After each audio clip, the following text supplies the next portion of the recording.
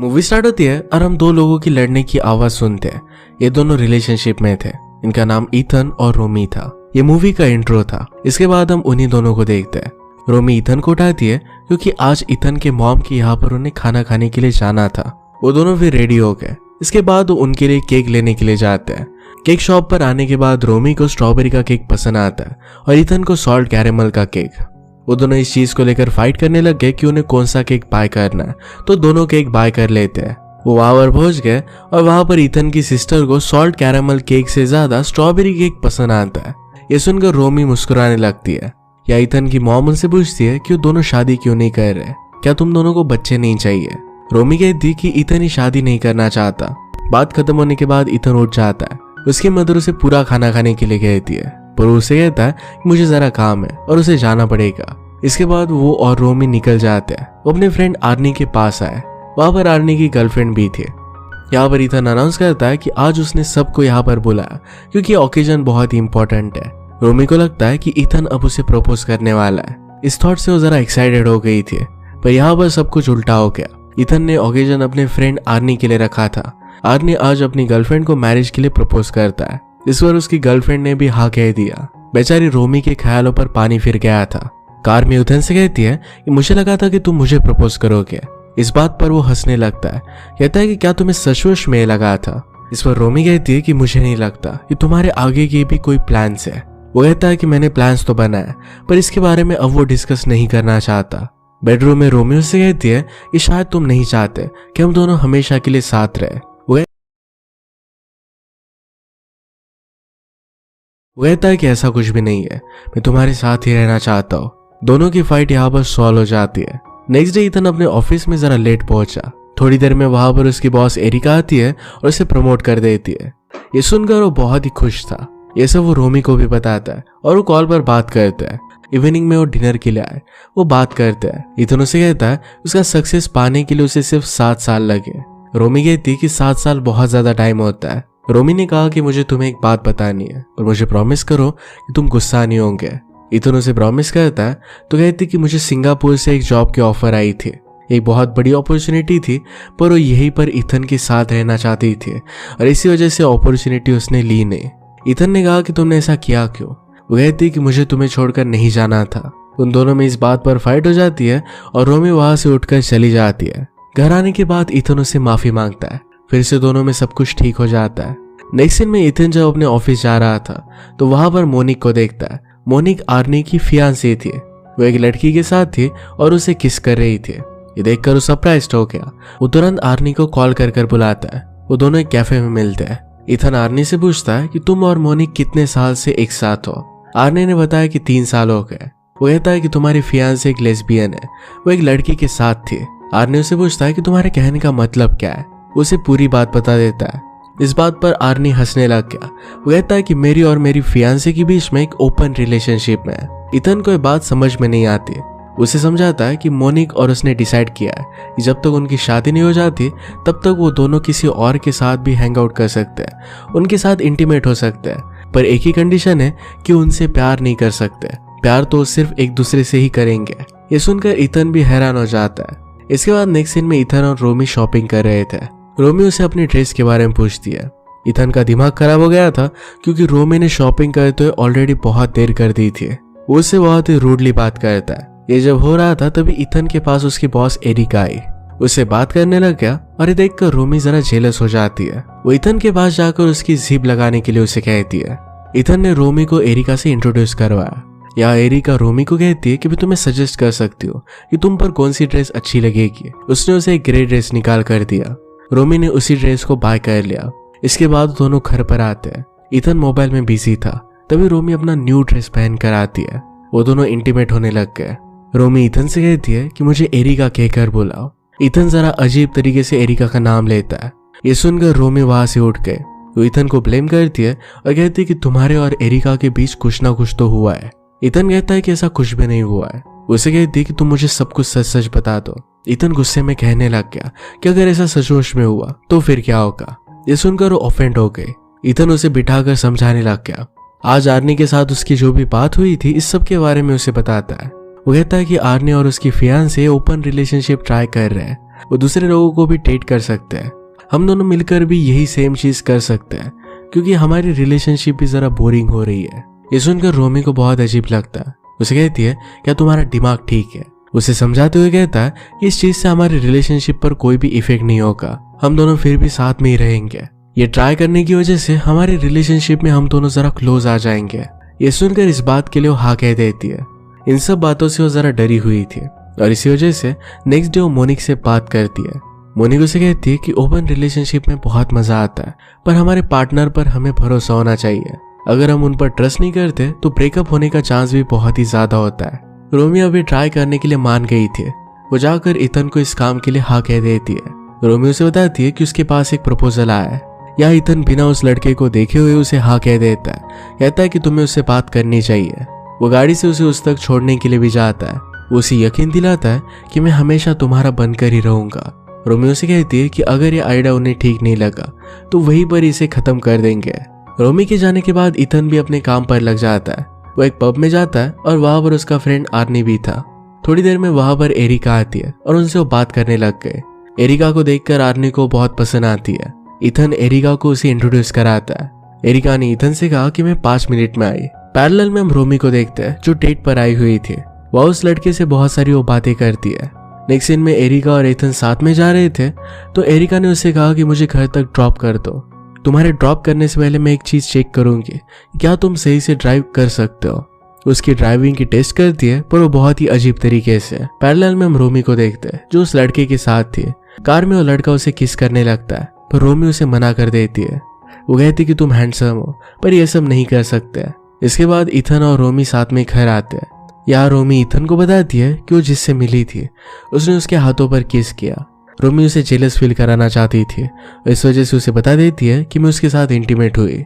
यह आइडिया उसका काम करता है। इथन भी प्रोटेक्टिव फील करने लग गया और इस वजह से वो दोनों इंटीमेट हो जाते हैं। वो दोनों एक दूसरे के साथ बहुत खुश थे। नेक्स्ट डे इस सब के बारे में वो मोनिक को बताती है।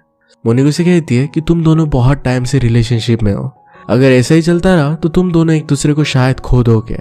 रोमी अब फिर से ओपन रिलेशनशिप ट्राई नहीं करना चाहती थी पर मोनिक कहती है कि रिलेशनशिप को बचाने के लिए तुम्हें करना पड़ेगा। दूसरी तरफ हम इथन को देखते हैं जो ऑफिस में था। ऑफिस में रोमी का उसे कॉल आता है। उसने ऐसा ही कॉल किया था। इथन की एक कलीग उसे बुलाती है। इथन को जाना था और इस वजह से वो कॉल रख देता है। रोमी को फिर से उस पर शक जाता है। उसे लग रहा था कि शायद वो जरूर एरिका के पास गया। इससे उसे पता चल जाता है कि अब ओपन रिलेशनशिप रखना जरूरी है। नेक्स्ट सीन में हम रोमी को पब में देखते हैं। पब में रोमी को एक लड़का परेशान करता है। तभी वहां पर सैम नाम का एक आदमी आता है और उसे बचा लेता है। उसे अपना नाम बताता है और वो एक दूसरे से बात करने लग गए। पैरेलल में इथन रोमी के साथ था। वो दोनों बात कर रहे थे और बात करने के बाद इथन एरिका को घर छोड़ने के लिए आता है। एरिका ने उसे अंदर इन्वाइट किया। पैरेलल में हम रोमी को सैम के साथ देखते हैं। रोमी उसे अपनी सारी सिचुएशन बताती है। उसे ये भी बताती है कि उसका बॉयफ्रेंड ओपन रिलेशनशिप रखना चाहता है। उसे डर है कि उसके और उसके बॉयफ्रेंड के बीच में ब्रेकअप ना हो जाए। सैम रोमी को शांत करता है। पैरेलल में हम इथन को देखते हैं जो एरिका के घर पर था। एरिका उसे कहती है कि तुम्हें जाना चाहिए, तुम्हें जरा देर हो जाएगी। उसे कहता है कि मैं यहीं पर सो सकता हूँ। एरिका को पता था कि इथन रिलेशनशिप में है। इथन उसके साथ फ्लर्ट करते हुए उसे किस करने की कोशिश करता है। एरिका उसे कहती है कि मैं इतनी भी ड्रंक और बेवकूफ नहीं हूँ। इथन उसे कहता है कि मैं और रोमी एक ओपन रिलेशनशिप में है, तुम इस बात का मुझ पर ट्रस्ट कर सकते हो। इसके बाद वो दोनों इंटीमेट हो जाते हैं। पैरेलल में हम देखते हैं कि सैम भी रोमी को सीड्यूस करने का ट्राई करता है और वो दोनों भी इंटीमेट हो जाते हैं। सुबह होने पर रोमी रियलाइज करती है कि उसने बहुत गलत किया है और इस वजह से वो रोने भी लग गए। इथन भी मॉर्निंग में घर पर आता है। वो उससे पूछती है कि कल रात तुम घर पर क्यों नहीं आए। वो कहता है कि कल रात में किसी लड़की के साथ एक होटल पर था। यहाँ वो एरिका का नाम नहीं लेता क्योंकि रोमी ऑलरेडी उससे बहुत ही ज्यादा गुस्सा हो जाती है। रोमी भी उसे कहती है कि कल रात का मेरा भी एक्सपीरियंस बहुत ही अच्छा था। ये सुनकर इथन जरा परेशान हो जाता है। इसके बाद नेक्स्ट सीन में हम रोमी को उसके ऑफिस में देखते हैं। वहां पर उसकी बॉस आती है, उसे एक आर्टिस्ट से मिलवाती है। उसका नाम नॉर्मन था। वो दोनों एक दूसरे से इंट्रोड्यूस होते हैं। बॉस कहती है कि तुम्हें नॉर्मन के लिए एक पेंटिंग बनानी है। रोमी इस बात के लिए मना कर रही थी पर बॉस कहती है कि तुम्हें करना पड़ेगा, तुम सिर्फ ट्राई करो और अगर नॉर्मन को पसंद आ जाता है तो पेंटिंग वो रख लेगा। रोमी फिर इस काम पर लग जाती है। इसके बाद हम इथन और एरिका को देखते हैं। एरिका उसे कहती है क्या उसके अलावा किसी और लड़की के साथ भी रिलेशनशिप में है। वो कहता है कि ऐसा कुछ भी नहीं है। उसे पूछती है कि तुम किसी और लड़की के साथ इंटीमेट क्यों नहीं हुए। वो उसे कहता है कि मैं तुम्हारे साथ सेटिस्फाइड हूँ। इसके बाद हम ईथन और आर्नी को साथ में देखते हैं। आर्नी उसे पूछता है कि क्या रोमी को तुम्हारे और एरिका के बारे में पता है। वो कहता है कि उसे पता नहीं है। ईथन कहता है कि मैं उसे हर्ट नहीं करना चाहता। नेक्स्ट सीन में हम रोमी और उसके बॉस कार्ला को पार्टी करते हुए देखते हैं। उनकी पेंटिंग आर्टिस्ट ने चूज कर ली थी। इसके बाद ईथन ऑफिस में था। थोड़ी देर में वो एरिका से मिलने के लिए जाता है। वो उससे बात कर रहा था और बातों बातों में एरिका उसे किस करने लग गए। वो एरिका को रोक देता है और पूछता है कि क्या हम दोनों सिर्फ बात कर सकते हैं। वो यहाँ पर सैचेज को लेकर शिकायत कर रहा था। वो कहता है कि सैचेज हमेशा उसे घूरती रहती है। वो हमेशा मेरे बारे में कुछ ना कुछ तो कहती रहती है। एरिका ने कहा कि तुम्हें इन सब बातों को इग्नोर कर देना चाहिए। वो दोनों फिर ड्रंक हो जाते हैं। बियर की बोतल पर रोमी लिखा हुआ था। ये देखकर उसे रोमी की याद आने लग गई और वो जल्दी से वहां से घर आ जाता है। रोमी घर पर नहीं थी, इसलिए वो सो गया। वो जब सुबह उठा तो रोमी गेम खेल रही थी। रोमी के पास आकर उसे कहता है कि मुझे भी खेलना है और उसके पास बैठ जाता है। ईथन उसे कहता है कि अब हमें ओपन रिलेशनशिप में नहीं रहना चाहिए क्योंकि उसे बहुत ही मिस कर रहा था। वो कहता है कि अब मैं तुम्हें किसी के साथ भी शेयर नहीं करना चाहता। ये सुनकर वो हाँ कह देती है। इसके बाद नेक्स्ट सीन में रोमी को मैसेज आता है। ईथन ने उसके लिए एक सरप्राइज रखा था। ईथन ने रोमी के लिए स्ट्रॉबेरी केक लाया था। इसी बीच रोमी की बॉस का उसे कॉल आता है। वो उसे काम से बुला रही थी। रोमी काम के लिए चली जाती है। वहां पर देखते हैं कि नॉर्मन भी आया हुआ था। नॉर्मन के वहां पर होने की वजह से उन्हें काम करना था और इस वजह से कार्ला उन्हें अकेली छोड़ देती है। इसके बाद रोमी अपने घर पर आ रही थी, तभी उसे नॉर्मन का कॉल आया। वो उसे कहता है कि मैंने तुम्हारी पेंटिंग मेरे फ्रेंड्स को दिखाई और उन्हें भी बहुत ही ज्यादा पसंद आई। अब उसकी पेंटिंग यूरोप में जाकर सेल होगी। ये सुनकर रोमी को बहुत अच्छा लगता है। उसकी बातें ईथन भी सुन रहा था तो उसे अंदर लाता है और एक टेबल पर बिठाता है। उसे कहता है कि पहले मैं श्योर नहीं था, पर क्या अब तुम मुझसे शादी करोगी। रोमी उसे कहती है कि पहले मैं भी एक्साइटेड थी, पर अब मुझे समझ में नहीं आ रहा कि मुझे करना क्या चाहिए। ईथन उसे कहता है कि पहले तुम मुझे हाँ कर दो। रोमी इस बात पर कोई भी जवाब नहीं दे सकती। नेक्स्ट डे दोनों एक पार्टी में जाते हैं। पार्टी में आर्नी और मोनिक भी थे। रोमी उनसे मिलने के लिए जाती है। बातों बातों में मोनिक उसे बता देती है कि ईथन एरिका को डेट कर रहा था। ये सुनकर रोमी को शॉक लगता है। आर्नी ने ईथन को ऊपर बुलाया। रोमी जाकर उसे चाबी मांगती है, वहां से जाने लगती है। ईथन उसे रोकता है पर वो बहुत ही ज्यादा गुस्से में थी और उसे एरिका के बारे में पूछती है। रोमी ने कहा कि तुम्हें ओपन रिलेशनशिप का आइडिया सिर्फ एरिका के पास जाने के लिए आया था। वो गुस्सा होकर वहां से चली जाती है। वो ईथन को कहती कि मेरा पीछा मत करना। वो घर आकर बहुत रोई। उसकी फ्रेंड्स उसे सहारा देती है। ईथन भी अपने घर आकर बहुत रोता है। नेक्स्ट डे ईथन अपने दोस्त आर्नी के साथ ज्वेलरी शॉप आया। आर्नी उसे रोमी को प्रपोज करने के लिए कहता है। इस पर वो कहता है कि लड़ाई होने से पहले मैंने उसे प्रपोज किया था, पर उसने कोई भी आंसर नहीं दिया। वो फिर से रोने लग गया क्योंकि इस सारी सिचुएशन के लिए रिस्पॉन्सिबल वो खुद को ही मानता है। आर्नी उसे सहारा देता है। वो घर पर आया तो वहां पर उसे रोमी मिली। रोमी अपना सब सामान वहां से लेकर जा रही थी। ईथन उसे कहता है कि मैं तुम्हारे लिए खाना बनाना चाहता हूँ। रोमी कहती कि इसकी कोई भी जरूरत नहीं है। वो वहां से जा रही थी। वो ईथन से कहती है कि अगर इस सब सामान में तुम कुछ भी रखना चाहते हो तो रख सकते हो। ईथन उसके पास बैठा उसे उनकी पुरानी फोटोज दिखाता है। उसे फिर से ना जाने के लिए कहता है, पर रोमी मानती नहीं। उसे कहती कि मैंने सिंगापुर के जॉब के लिए हाँ कर दिया और उसे जाना पड़ेगा। ईथन रोने लगता है और उसे रुकने के लिए कहता है। उसने कहा कि मैं तुम्हारे बिना लाइफ इमेजिन नहीं कर सकता। रोमी कहती कि तुम्हारी लाइफ में जो भी आएगी वो बहुत ही लकी होगी।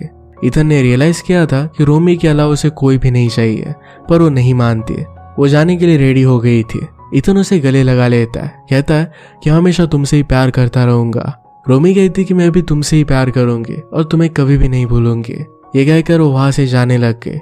ईथन का रो रो कर बहुत ही बुरा हाल हो गया था। जब रोमी एक्चुअल में अपने रिलेशनशिप पर काम करना चाहती थी तो ईथन एक्सप्लोर करना चाहता था, एक ओपन रिलेशनशिप में रहना चाहता था। जब बहुत ही ज्यादा देर हो गई तब उसने अपने प्यार को रियलाइज किया और इसी वजह से रोमी हमेशा के लिए उसे छोड़कर चली गई।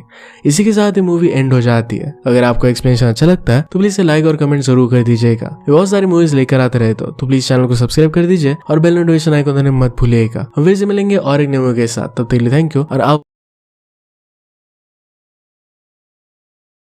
अपने आप का ख्याल रखिए।